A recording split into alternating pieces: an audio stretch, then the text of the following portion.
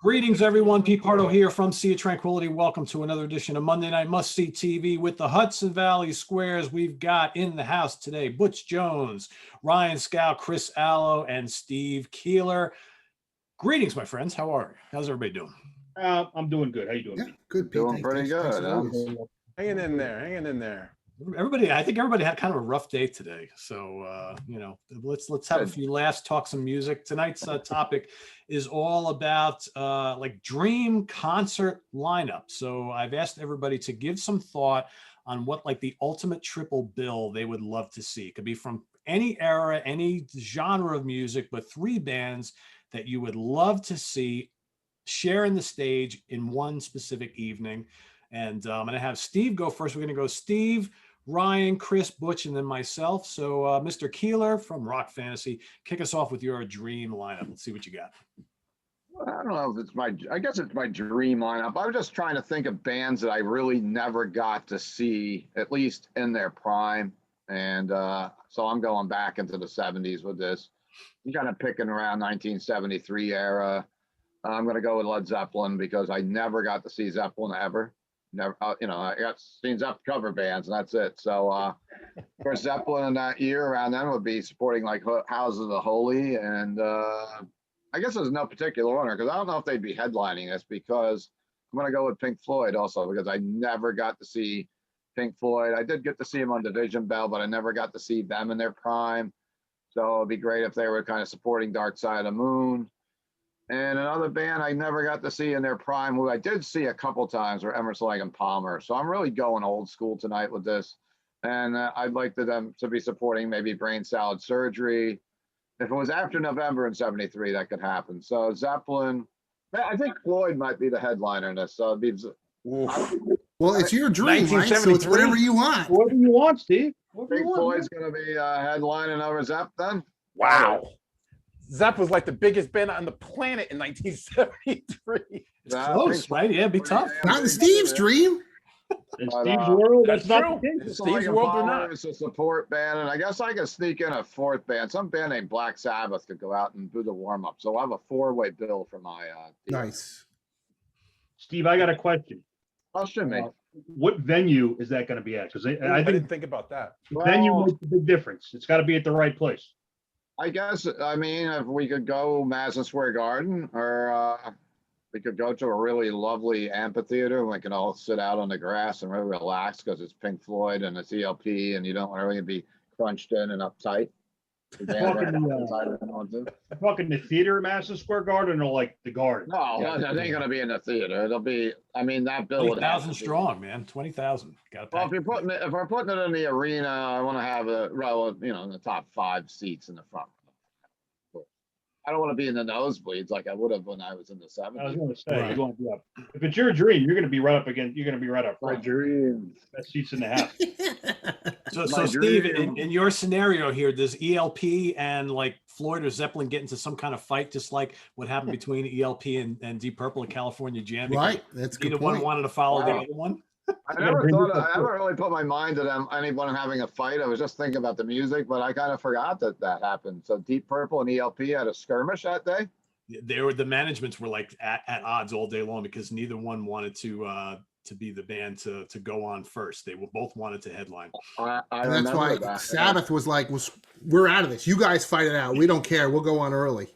And there you have Black Sabbath playing in the middle of the afternoon, which is like the weirdest thing when you look at the footage from that show. It's like Black Sabbath should be at night. It should be dark at, not with the sun back behind him and all that. It was kind of weird. The whole day was kind of weird. It was, and ELP and Sabbath. I guess so. I got 2 guys from Cal Jam. So yeah, cool. The footage of that show is cool though. That is a lot of footage. Oh, the Pink Floyd tribute. I finally got, and anybody watching the show, I finally got to see live music in the last week. County Fair, and I saw Battery, the Metallica tribute, and Beach Floyd from Virginia Beach, a Pink Floyd tribute, and pouring rain. It was like Woodstock. Okay. It stopped raining for a few minutes, and it would pour for a half hour, and the band still played, so we found some shelter, and there was a few friends of mine, and we had a few beers. It was good.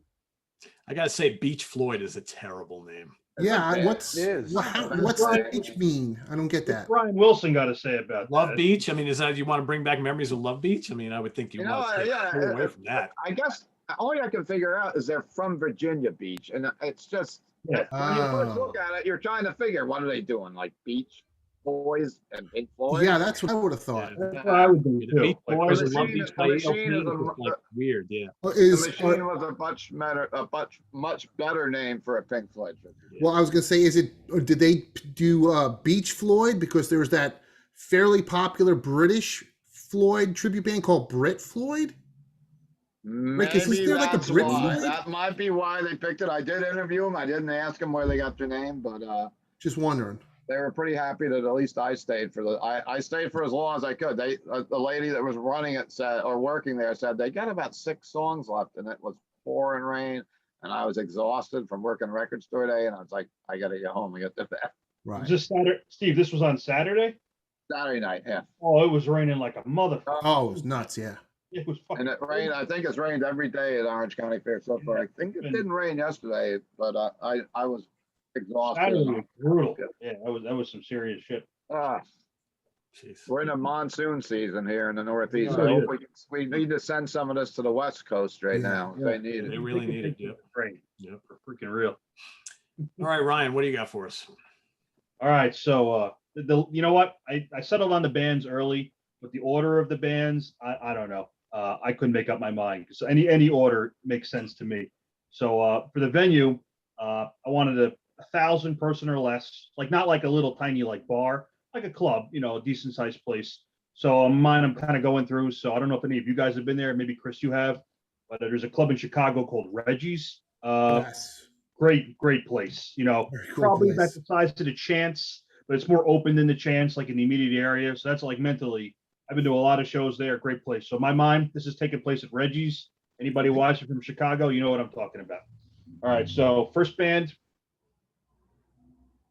going back in time, seen them many times. I've seen them with all 4 original members, never at once. So going 87, and I'm Voivod. So obviously, I freaking love Voivod. So I mean, the first 5 albums they did, everything up to Nothing Face, some of my favorite metal ever. They got more into progressive metal, softer. And I love Dimension Hatros, and I love Nothing Face from '89. But I wanted the slightly earlier, more violent, more pure thrash metal. So I'm picking 87 because that's only the first 3: War and Pain, Roar, and Killing Technology. So I figured that era of Voivod would be perfect. And also a compliment to the show. Second would be I've also seen these guys quite a few times, but I'm obviously young to have seen them in their original Filthy, Fast Eddie, and Lemmy phase. So I'm going 1980 Motorhead, Torn Film. Every time I saw them, obviously it was their final incarnation.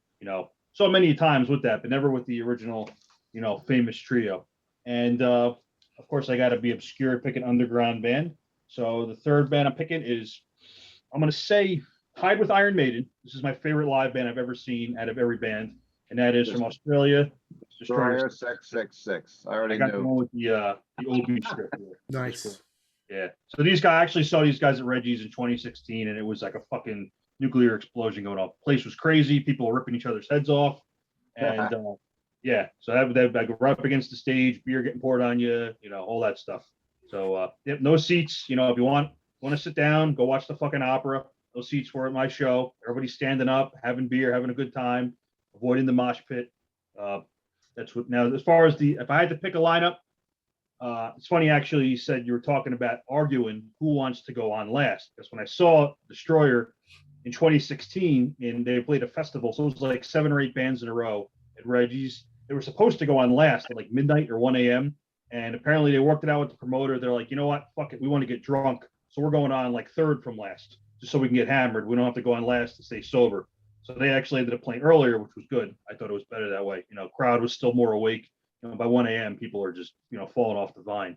So, yeah, that was cool. So I don't know. I think I'd go Destroyer opening, Voivod, and Motorhead in that order.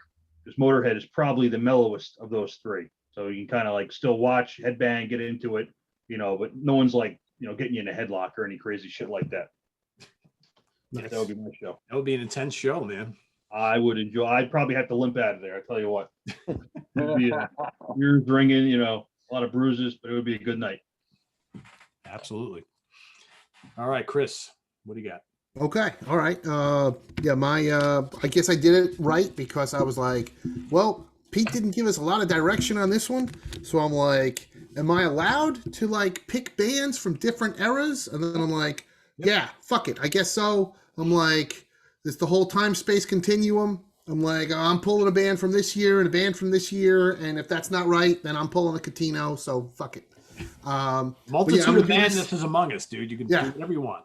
Yeah, that's it. So I'm doing my opening band. I'm going to go with the pre-October 1980 version of the Misfits.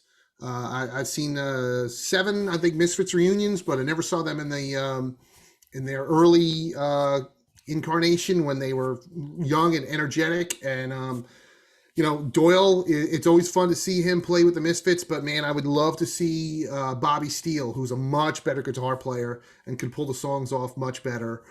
So before they fired Bobby, I would love to see the Misfits, and that'd be around the time when they put out their Beware EP, which was the first appearance of Last Caress. So yeah, I would love to see that. Chris, what's the significance of that date? They switched members. Yeah, I believe Halloween 1980 was Doyle's first show with the Misfits.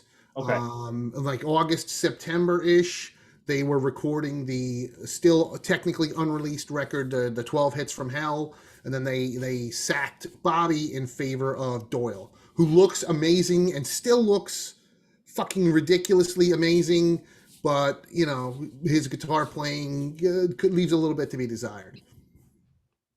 So, sorry, Doyle, if you're listening, which you're not listening, because you're hanging out with your really hot vegan girlfriend, which is why you don't eat chicken anymore, but that's a whole nother story. Oh, He's still freaking, that dude is still jacked as hell. Dude, he's fucking, it's ridiculous. He puts Cadillacs all day and all night, man. No doubt. He puts WWE guys younger than him to fucking shame. I mean, it's unbelievable.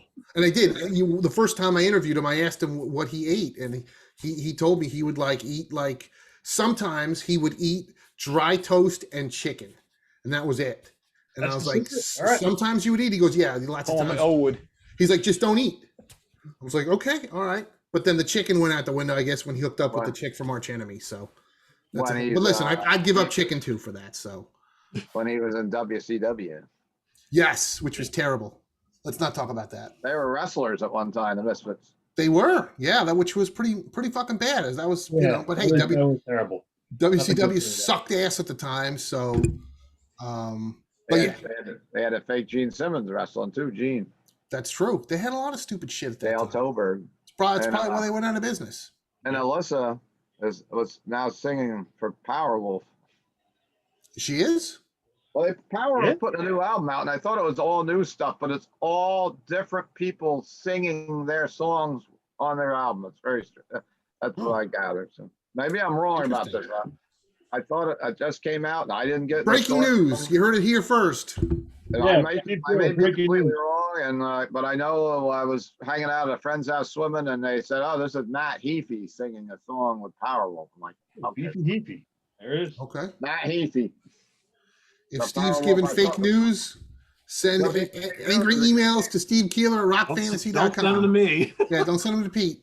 Put them in the comments, you know. They'll say keep Keeler off for another month. There is a new Powerwolf album out. That is true, though. Yes. I couldn't tell you nothing about Powerwolf. So Pete, is it all guest vocals? That I don't know. I saw the promo come in. I haven't listened to it. I haven't. Okay, I gotta look into that. Yeah. Who knows? Hey, it worked for Santana. They had albums with guests, and they sold like 800 zillion fucking copies. My guess is it won't happen exactly like that for Powerwolf, though. Yeah, and like Metallica's doing the same thing, right, on their tribute record, which, yeah. That looks just horrendous to me. I'm sorry, Metallica fans. It just seems like a waste of vinyl to me. It's like 7 albums. It's a 7-album set of the Black Album redone with all these guest vocalists doing the same songs over and over again. Scow must have at least 10 copies of it. That is the worst idea I've ever heard. I'll my pass. That's pretty bad. whole fucking No life. thanks. That's terrible. Miley Cyrus does one song. You just gave me an aneurysm. Jesus. He told me, "Where's your dog to come wash the aneurysm out?" Come Well, I on. heard that and left. Muggsy don't want no part of that dumb shit. He fucked off. He's in the other room. Yeah, Daisy didn't show up tonight either, guys. What do you think, Bill? Butch, would you rather drink bourbon or listen to that Metallica album? I thought so. Bourbon. There you go. That was a. All right, Chris, continue with your triple bill All here. right, so that was my first band. My second band in the middle. Yeah, I saw them kind of like Ryan mentioned with one of his. I've seen this band many times, but never with all the original members at the same time. It's Venom, and I would want to see the 1984 At War with Satan version of Venom with all the big pyro and everything, like kind of like they did at the Hammersmith Odeon video from 1984. I think that'd be really cool. My headliner for me, this was a simple one. I've seen this lineup 18 times, but never in their heyday. So I would absolutely want to see the 1981 version of Black Sabbath promoting the Mob Rules, because 81 was before they started to hate each other, and also they were still playing a lot of material off the Mob Rules. They started dropping stuff later on, and since it's my dream, there's going to be no lines at the bathroom. Nice. Anytime I got to pee, that's fucking important. there's nobody there, and I only need, since I can pee whenever I want, all I need is a 15-minute changeover time. I don't want to be there, all day, all night. Just let's make it 15 minutes, guys, and that's it. That is a dream situation. That's And also no masks or social distancing, please. Well, yeah, absolutely. That goes without saying. I think in your Steve, I think you're safe in 1973. Yeah, I guess I still dream sometimes that I'm somewhere I don't have a mask or something bad. Yeah. And the beer is cheap and it's always cold. I would have said that. However, I will not be drinking. What? Yeah, no, I don't want to drink because I want to remember the show, and I also have a personal Black Sabbath rule. I never drink ever at Black Sabbath shows. Ever. Oh, I don't have that rule. No. I do not have that rule. Yeah. I've never had that rule. Maybe I should. I've gotten pretty hammered at some Black Sabbath shows. Yeah, no. I always want to, remember it as much as possible. So that's smart. I have think ticket stubs where I look at the stub and I'm like, I don't remember this concert, but I guess I was there. I remember one show. You could have like one beer and just get. I've never had that happen. Yeah. I've never been drunk like that. Yeah. I think I saw Sabbath 48 times, and there was one time on the Heaven and Hell 2007 tour that I got a pretty good buzz, but I saw that tour 8 times that summer. So I was like, okay, this one I can, get a little buzzy. Yeah. But for everybody else, yeah, drink as much as you want. Except every time I go to the bathroom, there's nobody else in the bathroom. Because, listen, sometimes when I walk up to that urinal in Madison Square Garden and there's 50 guys there, I get stage fright. So when I go to the bathroom, there's going to be nobody there. They all got to leave at once. It's like the Sled Sea just parts, That's it. I go in, everybody comes out. You can come right back in, but you have to wait out. As soon as I'm done. It's okay. I get nervous. It's okay if Ronnie's in one of the urinals, right? Totally. That's it. 100%. Yeah. Just you and Ronnie. Other than that, man, I get stage fright. I remember one time I was at some football game in like Ohio or something, and they had one of those troughs.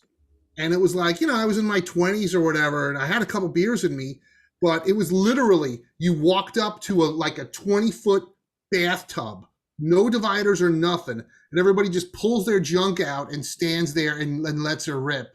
And a lot of the countries like that. That's kind of normal. In Europe, no offense, Europeans, but you guys are kind of barbaric. So yeah, you could just fucking do that. That's totally cool. But in Cleveland, I was like, I got so nervous, I had to go back to my seats and come back like half an hour later when there was nobody there. You know what though? Yeah, no. European Fest, you piss on anything. Any ledge that looks like you could sit there for a minute to catch your breath, don't sit there because somebody already pissed on it 100 times today. Yeah, everything's got a sheen of piss on it. Yeah, everything. Everything has got a sheen of piss on it. There's a quote. I wish I was making it up, but it's the truth. Butch, he's not. Ryan's completely telling the fucking truth. It's I believe it. Never seen a fight at a European fest, but dudes pissing everywhere? Absolutely. That's Hey, we true. I gotta don't think go. I've ever seen a fight either.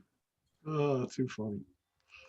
All right, Butch, Now, time for- Well, you got to Yeah. share what brand you're drinking tonight before you. I'm drinking my friends at the Conic Distillery in Stamfordville, New York. Oh. When you're trying to have some bourbon and you want a bourboning, drink the Conic. There you go. Nice. Shameless Great, plug. great. Here we go. Great blog, I'm gonna man. give them an Great invoice blog. for that one. Yeah, there you go. Free advertising. So mine takes place at Madison Square Garden,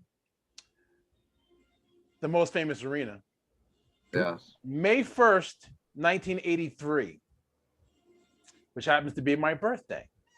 And it's a Sunday. Oh, that's a So it's good an one. odd one. So it's Good an idea. odd Madison Square Garden on a Sunday.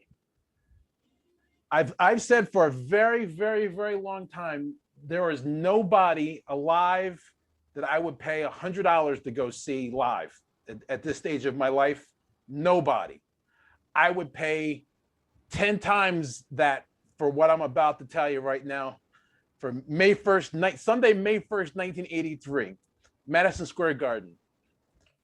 Opening the bill on their debut album, Nice. Nice. That's Dio with Vivian Campbell, Holy Diver Tour. So they're opening the bill. So you can imagine how this show's gonna go if they're opening in 1983. Because goddamn, I remember that time I saw them in '83 on that tour. It was life altering. Much like when I saw this band in 1983 at the same venue, which was the Mid-Hudson Civic Center in Poughkeepsie, New York in 1983. Yes. Having this band, nice. the band in the middle, so Iron Maiden on Peace of Mind Tour in 1983. So they're the band in the middle. My favorite Maiden album, that show was, again, another one of those life-altering shows of 1983. It was tremendous. Ryan, I know you weren't there.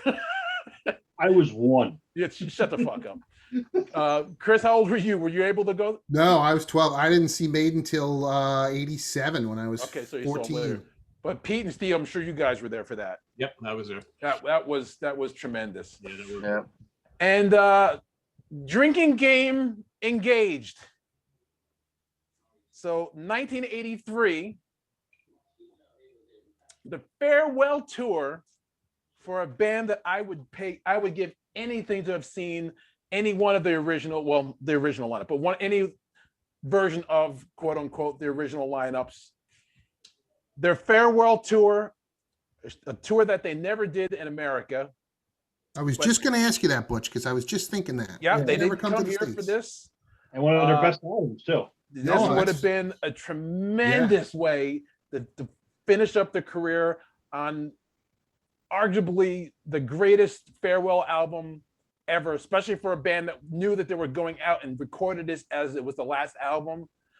Yes, it is Thin Lizzy headlining Madison Square Garden on their farewell tour Sunday, May 1st, 1983, with John fucking Sykes on guitar. Yes. Yeah. Oh my God. Everybody What hold I up would have your gave hearts. to see that. Holy shit. That would I'd pay have. $1,000 to see that, too. I'll tell you Oh, what. God I'd pay $1,000 damn to it. see that. Oh, that would have been. Oh my goodness, Lord. I couldn't even imagine. I through the greatness of the internet and and Facebook and the Butcher Shop group and just my personal page on Facebook, I've come across a bunch of people that were very, very lucky to have seen that last tour with Lizzy in '83. Man, that's just I can't even. I mean, I've seen video of the last show that they ever did. It's great and all, but to have been at any of those shows, oh, good Lord. So that's it. Those are my three. Dio, Holy Diver, Maiden, Peace of Mind, and Thin Lizzy on Thunder and Lightning, all released in 1983. All three albums are in my, I'd like to say my top 10. It might be difficult, but I would say probably in my top 20, all three of them without a doubt. But they're tremendous records. That would be a tour I would die for. I'd go to that. Fuck Yeah. yeah. And I was gonna say, realistically, right? If you All around. switched, Thin Lizzy and Maiden, like that actually could have been a tour, Hell yeah. right? Because I mean, Dio was an opening act when he started out doing the Holy Diver tour. But you And- figured that would have been Maiden's first tour headlining. Right, but I mean, they were a headliner they played Madison Square Garden on the Peace of Mind tour. They absolutely did. I know that I have a bootleg of it. Yeah. I mean, I don't know. I don't remember when exactly the record came out and the Yeah, dates and all, but Yeah, I don't remember that either. I want to say that was like the fall of '83. But see, I love Steve Harris, and Steve Harris gets it. And Steve Harris would say, "Listen, Phil, this is your final tour. right, and listen, if love it's your you. We dream, love that's you. absolutely As Madison Square Garden, just your last show. You have to headline. Well, we're gonna do a full set, but you have to go on last." Oh, I assume for all these bands, I'm getting a full set because I need a full Dio set. A full Maiden set. I want a full. Every band mentioned. Well, I was going to say, can I add a fourth band that I don't like to close out my show? That way I could leave, because you guys know the parking at the Garden, it always sucks. That way I can get to my car while everybody else is still, maybe like Bruce Springsteen or Elton John can close my show. That's a Elton hell of a mix. John and the Misfits played together. Right. I'm just saying, just so I could listen, we've all been in the Garden. Everybody knows how bad it is down there. Well, Chris, you know what? Go with what you Get out of the said. Garden. Go ahead. If you had Springsteen headline, you'd be able to leave at 8:00. Right. And I was going to say, for all of us that had Garden shows, there's no curfew. None of that union mafia bullshit. Fucking play as late as you want. I mean, because it's our dream. So there. Oh, It's easier to get out of the Garden. It's easier to get out of the Garden than Bethel Woods, though. So if you have your show, Oh at yeah, Bethel Woods, that's a good point. I At don't least you know. can hop on a train, right? I mean, Oh, that's true. That's true. We're doing Metro North. Yeah, exactly. Take the train. Yep. Chris, Yeah, I that's just true. assume if this is your dream, there's a limo waiting for you out front of MSG. Oh, nice. Limo, you don't got to worry about it. Well, if it's Now Ryan's thinking. Then we could have I like that. Yeah. And if you're at Bethel Woods, a helicopter comes for you. Just fuck that Yes. road that leads back to the highway. It's garbage. I got to tell you guys about the back way at Bethel Woods. I didn't know there was a I back heard way. about the back way because if But Leonard don't Skinner's- say it on air, because then everyone else will Everybody know. know about it now. if Skinner's playing, I'm leaving before Freebird comes on. Exactly. 48,000 really minutes. off air because we want to be the only five. Absolutely. Whenever I go to Bethel, I look at the set list and I know when the encore and that encore is coming. Oh, for sure. I don't walk it unless it's something I really Yeah. got to see. I'm always heading out of there as soon as that encore starts. Get Oh, you 5 got it. minutes ahead of everybody else. Yep. It's You like stay at Steve, that you're light forever. Steve, you're so right. When Def Leppard headline, but it was Def Leppard and Styx and Tesla. It was a great show. Mhm. And I wanted to see Viv at Def Leppard, and same thing. I'm like, I don't care about anything after Pyromania. So I saw the set list, and they did the instrumental Switch 625 was like after Bringing On a Heartbreak, and then Yeah. there was like 5 or 6 other songs. I'm like, I'm out after Switch. I was walking to my car. I was in the car and home. A girlfriend of mine who lived locally but had moved to Jersey. She texted me. She's like, "Where are you?" I'm like, "I'm home in bed. Where are you?" She's like, "We're stuck in traffic." Oh, And for people Oh, that yeah. don't know, I live an hour away. So I was home in bed So and do she was I, stuck though. in traffic. yeah. The back You way. had a smile on your face, right? All Oh, fucking cozy. yeah. I was dying. I did the same thing for Priest and Purple. Like, when there was like the last 4 songs, I'm like, all right, Deep No, Purple I was was gonna closing. say- So, all right, guys. I think I stayed actually to the very stayed end to of the Deep end of that Purple. one. I paid for it. Yeah, no, I left before Smoke on the Water. I was like, I Yeah, I got stayed, and I was. There is sitting in nothing the- worse than getting stuck in Bethel Woods after concert. Oh, Unless you want to still hang and party more, there's no way. If you want to get out of there and go home, there's no such Yeah, but thing. there's so many cops on the road on that way out. They're Right. just looking. You're just asking for trouble at that Well, you point. need you have to have a designated driver. Yes. Not Yeah. Good point. myself. Good point, Steve Keeler. Remind me to revisit this when we're done, you guys. Yeah. Okay, yeah, definitely. No, I definitely want to know about it. Cool. All right, so my triple bill. So I'm going to actually go back to 1969, and I'm going to kind of change a little bit of history here.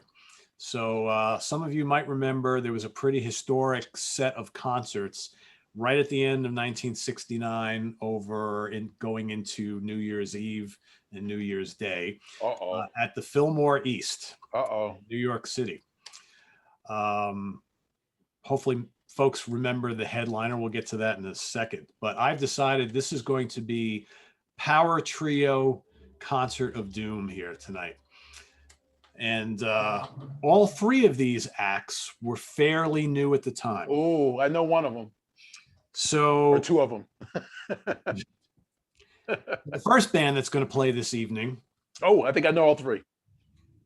had just put out an album earlier in the year called Your Album, featuring a red hot young guitar player who was actually a favorite player of the guy who's headlining this show, Joe Walsh, Jim Fox, and Tom Chris on bass.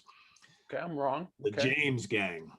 So they're going to open the show. So this is all power trios, all three of these band power trios. And this is going to start off the night. The James Gang playing, of course, it's their first album. So they're going to maybe play a couple tunes off of their second album, The James Gang Rides Again. But for the most part, it's going to be, mostly stuff from this album. So they're going to go on first. Going on second, this is a band who just a few short years afterwards actually are going to headline and sell out Shea Stadium faster than the Beatles, all the way from Detroit, Michigan. Grand Funk Railroad. That's my favorite album from them. Nice. That's right. So they had just released this album that month. In fact, the album probably came out 2 weeks before this show is going to happen. And it was their second album released in like 4 months. They released their debut over the summer. This one comes out in December. So, of course, Mark Farner, Don Brewer, and Mel Scatcher, great trio. This is before they take over the world. They're still kind of a young band, their second album. So they're going to go on second. So now we are at like, I don't know, 11 o'clock at night or something like that, whatever. Because at the Fillmore, they play till like 4 o'clock. Yeah, I was going to say, but it's your dream, so you could make it a matinee. Get that schedule however you want. Yeah, you know what? Yeah, this is a mid-afternoon thing. All right, so coming on, headlining at like 8 o'clock, because they're going to play 2.5 hours anyway, is the brand new band from a guy who you might have heard of named Jimi Hendrix and the Band of Gypsies. So instead of him playing like 3 shows that day, he's going to play this one show with these other 2 bands. So this is Jimi Hendrix, Mitch Mitchell, and Billy Cox. And instead of like just getting these guys for those, 4 shows over 2 days, you're going to get all 3 of these bands playing all these shows, which would then lead to live albums and all sorts of cool stuff from these 3 bands.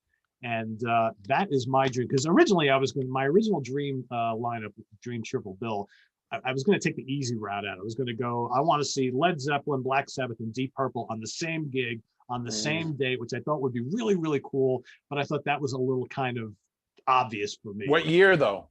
That probably would have been 71. Okay. Which would have been pretty cool. But I thought that would be too obvious for me, because Pete's always picking Black Sabbath and Deep Purple. And so I said, all right, so I think this would be really cool because I never, ever, ever went to the Fillmore East because obviously I wasn't old enough. 2, one of my dreams would be to see Jimi Hendrix. 3, I would have loved to have seen Grand Funk in their heyday because I love them so much. I never got to see them with Mark Farner. And the James Gang with a young Joe Walsh. I'm all in. So I was going to say, 4th tickets in 1969 was probably about $2.50. Sure. Exactly. With free acid and free love. So that sounds like a good. Exactly. And you know what? If we're gonna throw a 4th band into this, since everybody kind of threw some other bands out, I'm gonna bring all the way over from the UK, from Ireland, Taste with Rory Gallagher. Nice. Out of left field. Yeah. I got a question. Yes. For you or anybody. Does anybody actually know anybody that saw Jimi Hendrix live? I don't know anybody that actually saw him. Yeah, I've met a couple of people that have. Did see him? Okay. One of my neighbors was at Woodstock. One of my neighbors was at Woodstock, and they saw. Yeah, I know a few Woodstock veterans. I don't know if they remember the gig or not. Yeah. I know I've had friends that actually have seen Hendrix. That's that next generation. Well, yeah, a little older, but. And I've met quite many people in the store over the years that, it's always great to sit and talk to someone that saw shows in the 60s, seeing like a power trio. I almost thought you were going to say Cream, but they were already going by that year. I wanted to pick Cream, but yeah, they were already kind of gone. I know I could have done whatever I wanted, but You could have forced them to reunite. Make Wait, those guys get along. That's Ginger been running Baby each other's back throats. there. Butch, who did you think I was going to pick? Well, I was just gonna say, but you know what? I might be wrong by the year. It might be 70. I was thinking ELP. Yeah, When's their first record? Is the first record 70? yeah, 70. Yep. That was one, and the other one was Mountain. I Oh, really wanted to That pick would be Mountain. cool. I almost did. interesting. They were actually originally my third one, and then I decided to do the James game because Mountain also had a keyboard player that played with them, so they weren't a true like power. That's true.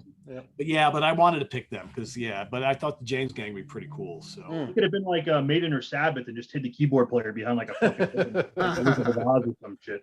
it's interesting. You talk about talking to people who have seen like some great shows from that era. There used to be a guy who used to work at the one of the Newburgh post office here, and he was like, I don't know, 16 or 17 during those couple of years when all those Fillmore concerts were really happening. And he was telling me about all these shows he saw at the Fillmore, all these like historic shows. Like, do you guys ever hear the story about when the Jeff Beck group played there for the first time and headlined, and Rod Stewart was singing for them? And he, of course, had never played to any large audiences at all, ever. And the first time they played there, he spent the entire audience behind one of the amps with his back to the audience because he was so afraid to face the audience. And this guy that I knew from the post office said, I was sitting on the corner of the stage right in front of Rod watching his back the entire night. He would not turn around. He goes, and he would tell me all these stories about seeing like the Dead and the Allman Brothers. He was at one of the Fillmore, one of the historic shows of the Allman Brothers that they recorded, all this stuff. And I'm like, seriously? He goes, yeah. He goes, I saw Tiny Tim open up for Led Zeppelin and all this crazy stuff. And I'm like, wow. You hear these kind of stories and you're like, your head wants to explode, right? All this I was going to say, that's the thing with all of us. No matter what shows we've seen, there's always somebody that's seen something that we wish we had seen. That's the way it is. I mean, I know Butch likes to bust Sydney's balls all the time, but they're right there. Butch would because I've had it done to me. Right. Butch would have loved to have seen Thin Lizzy. Yes. I mean, there's always somebody's always got something. Yep. One time we were the kids that were too young to go see the classic rock heroes from 10 years before us. Yeah, Chris, you're absolutely right. That's exactly why I give her shit, because people give me shit, and and it's all in good fun, even though some people think that I'm being mean. I'm not being mean at all. I'm just joking because I've had it done to me, and it's just that. Because, like you said, I have met tons of people that saw Lizzie. I have friends that guy I call Uncle Bill Palmera, that used to work for a local radio station, WPDH in Poughkeepsie. He was like a big brother to me growing up, and he used to rub it all the time. Oh yeah, I saw Lizzie open for Queen in '77 at the Garden, and then I mean, our good buddy Frank White, photographer Frank White. First concert is Led Zeppelin at Madison Square Garden in 1973, and he brought a camera. He brought his mom's camera and shot the show. I mean, he's seen everybody that we'd ever want to have possibly seen, but his show that he wishes he could see, Woodstock '69. He's like, I wish I could. He collects shit from it. With everything that guy has seen, he still wishes he saw this other gig. Yeah. And the big one, we all have them, right? God. And people that saw Sabbath in '78 with Van Halen open is like, I would pay anything to be able to have seen that. That's, my goodness, God. The revolution happening right in front of your eyes.